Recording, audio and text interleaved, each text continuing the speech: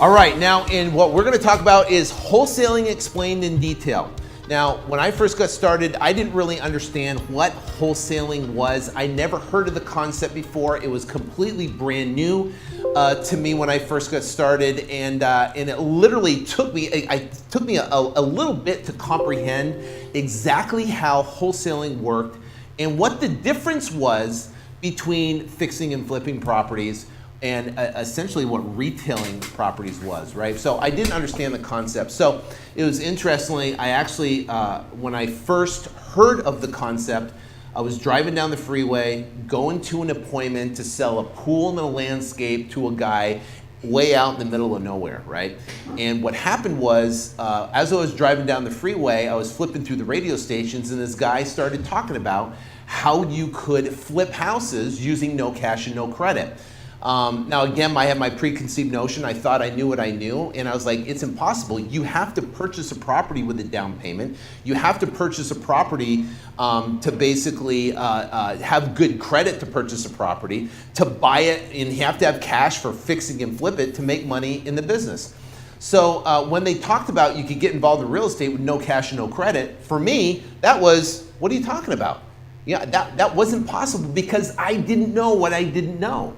So if you're brand new and you're getting started, you still haven't wrapped your head around exactly what wholesaling is, this particular module is going to go through in detail and explain the exact concept and process of wholesaling so you understand it completely. Like I said, if I remember in the previous module, we talked about Tyler White's. It took him a little bit to even understand or comprehend what it is. What I don't want you to do is come in and look at the program and not fully understand it, because this video that we're talking about right now and this concept we're talking is the basis for the rest of the entire Flip to Freedom program. If you don't understand exactly what wholesaling is, then none of the other stuff, none of the marketing, none of the contracts, none of the rest of the information is going to make any sense whatsoever. So understanding what wholesaling is important.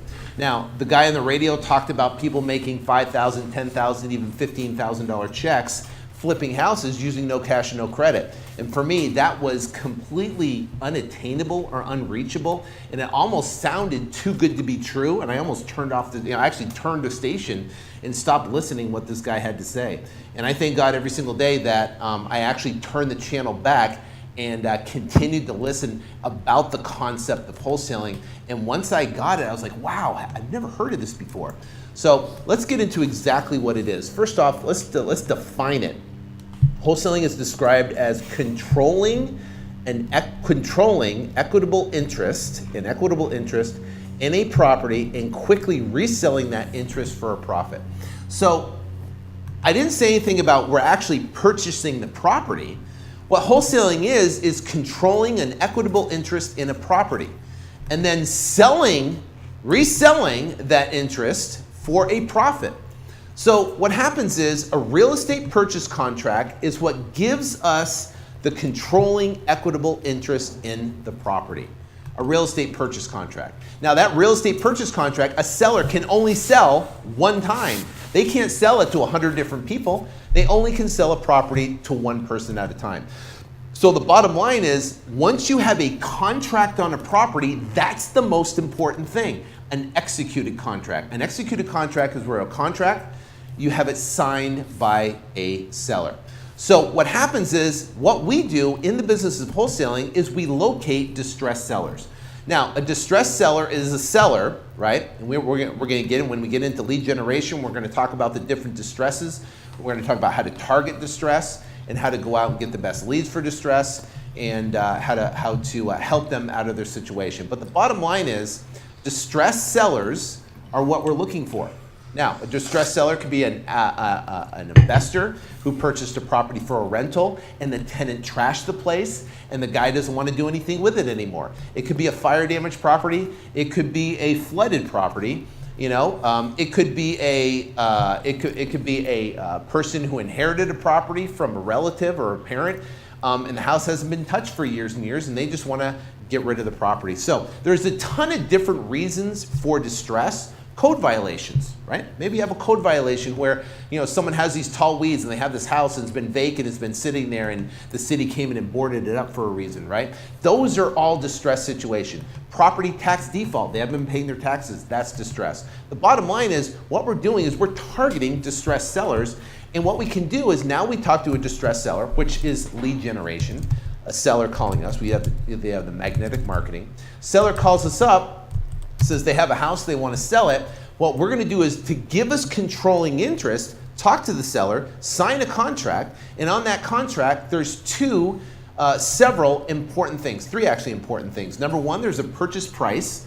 In this example, call it $50,000. There's a 30-day closing time frame, right? And number three, there is an inspection period, right? We have a 30-day inspection period. So that inspection period allows us to cancel the contract at any time for any reason during that inspection period. So what happens is that contract gives us controlling interest in the property. Now we have controlling interest, we have the ability to talk about our property or market the property to find a buyer. Now, we're not looking for a retail buyer that's going to purchase with a loan, like a Fannie Mae loan or Freddie Mac or Wells Fargo or Chase, or a conventional loan is what they call it. We're not looking for someone that's going to use that loan. We're looking for someone that's an investor that's going to purchase the property cash, or is going to purchase the property using hard money or private financing. So what they do is we can put that property and market it out for, say, $60,000. We have the same three things on the contract. We have a purchase price, $60,000.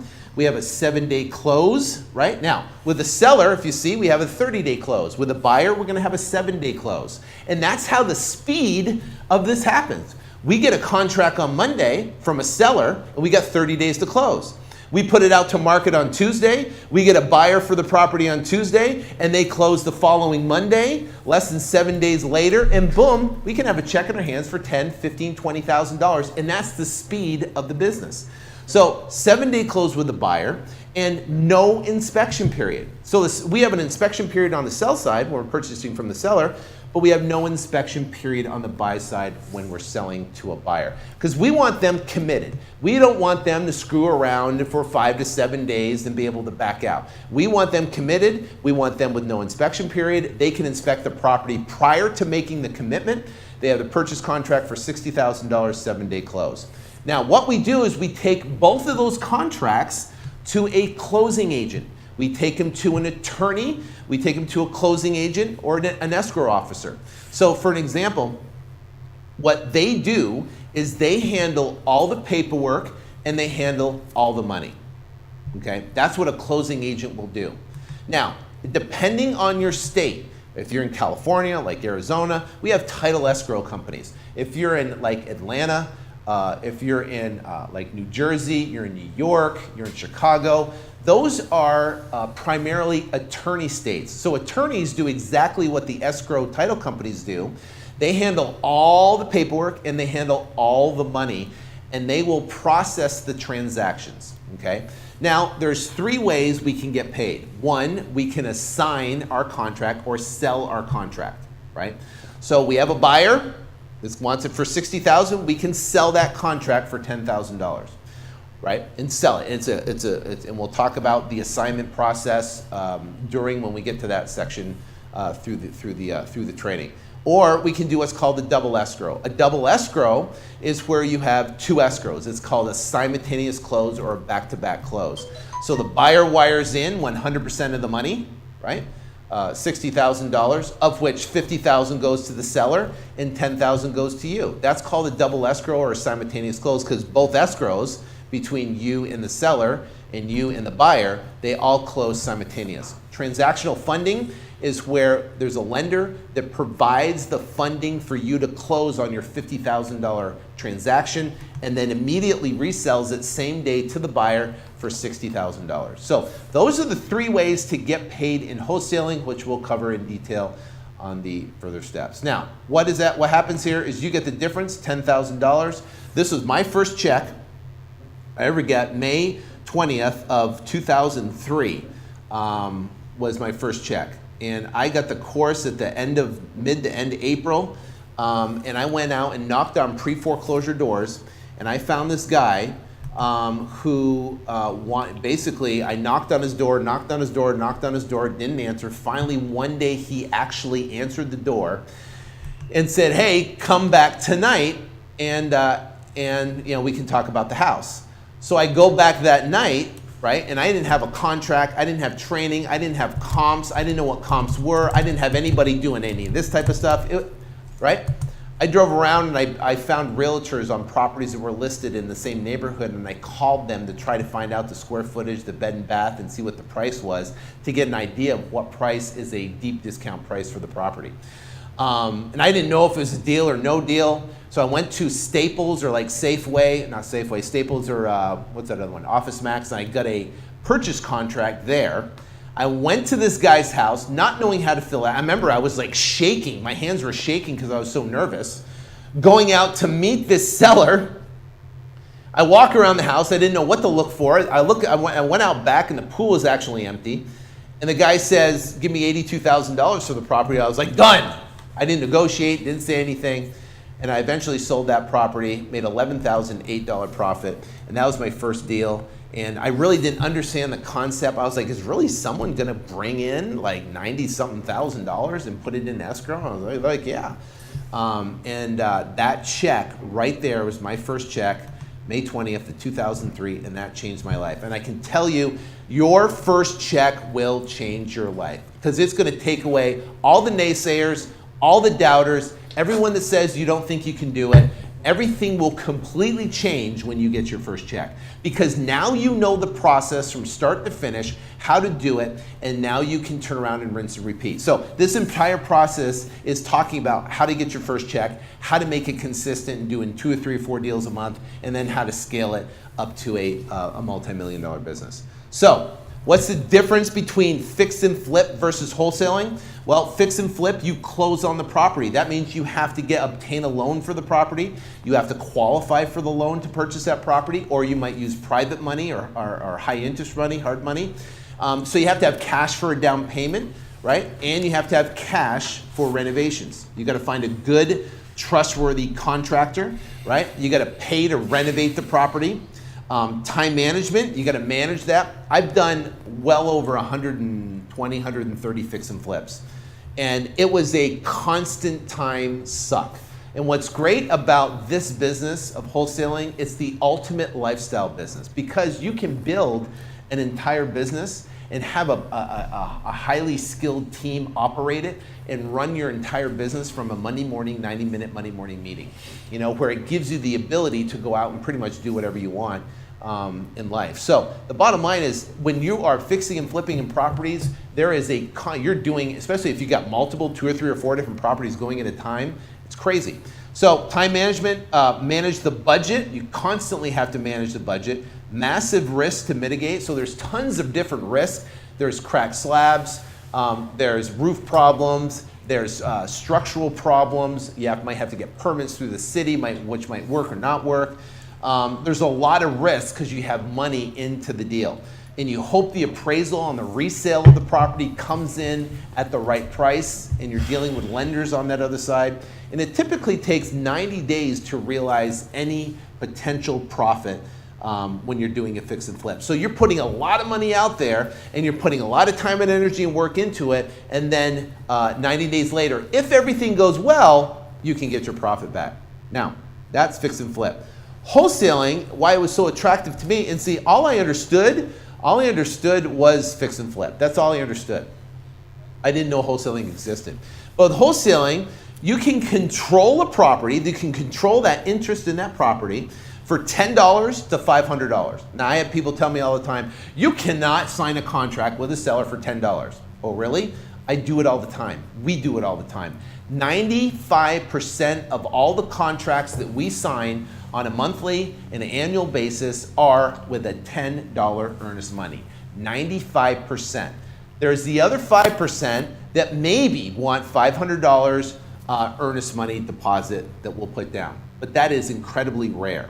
And it's fully refundable. It's a we still have an inspection period, and it's fully refundable during our inspection period of 30 days. So if you can't find a buyer, you can cancel your contract, right? So you can sign a contract with the seller. You have a 30-day inspection period. If you can't find the buyer, you can cancel the contract. No harm, no foul. Little to no risk, right? Significant return on investment. So what's the investment? It's the investment in your time and investment in any marketing that comes in. Can be run from a 90-minute weekly meeting. So I have my entire team, and every Monday we meet. And the Monday morning meeting, we have all of our team members. We have our lead managers in there. We have our 2 sales guys in there. We have our disposition guy. We have our COO. And we're all in the meeting. We go through all of our numbers, and it runs the entire operation from a 90-minute Monday morning meeting. And everything else after that, the whole business runs after that. I went to California for a month and spent a month at my beach house out there, and the entire operation ran. I ran the Monday morning meetings from a Skype. The rest of the time, we're hanging at the beach. And that's what happens. See, you can't do that with fix and flip. You can't because you're picking out tile and you're picking out this and picking out that. You can't do it. And the cool thing is it's scalable. You can scale it to just one market, or you can scale it to multiple markets all across the entire country, and essentially almost like turn it into a McDonald's, which is cool. So people ask all the time, who sells their property at a discount? Well, 95% of the people are going to sell their house traditionally. They're going to sell their house, they're going to call a realtor, and they're going to list the property. They're going to put a sign in the front yard, they're going to put it in the MLS, and they'll have people that's going to walk through the house, and they're going to sell it in a conventional way through a realtor. 95% of everybody you and I know. So maybe you get involved in, in Flip to Freedom Academy, and you're looking at this, and maybe you've already done some marketing if you talked to some sellers before, and you're looking at it and you're saying, hey, I've tried this and everybody wants retail. Of course everybody wants retail. You're absolutely right. 95% of the people want retail. The only difference is we're not talking to the 5%. We don't want the 5%. We want the 5%.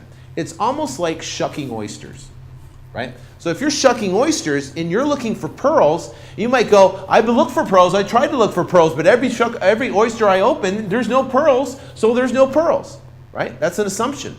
Or you can understand it's a numbers game, and when you're shucking oysters, it might be 1 oyster in 10, 1 oyster in 20, 1 oyster in 25 that you're going to have to shuck to actually find those oysters. The exact same thing here. You might have to talk to 25 sellers to get one seller that says, hey, I'm going to raise their hand and they're a discount.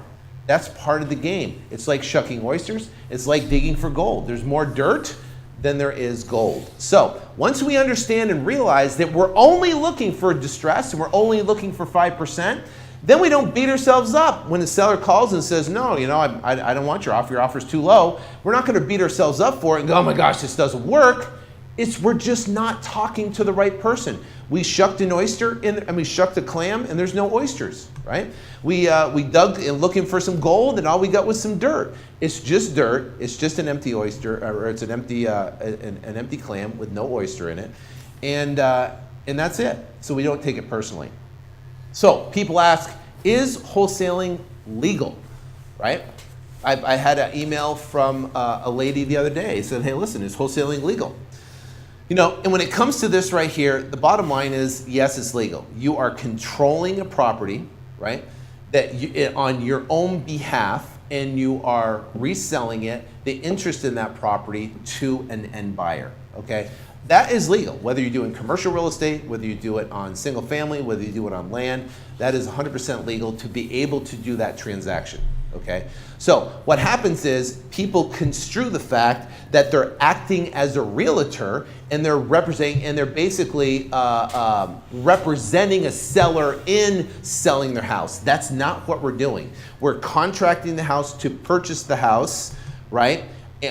Or when we have a purchase contract to purchase it for the purposes of reselling that interest in the property. We're basically selling the paper in the property. So that answers that. Here's some more success stories.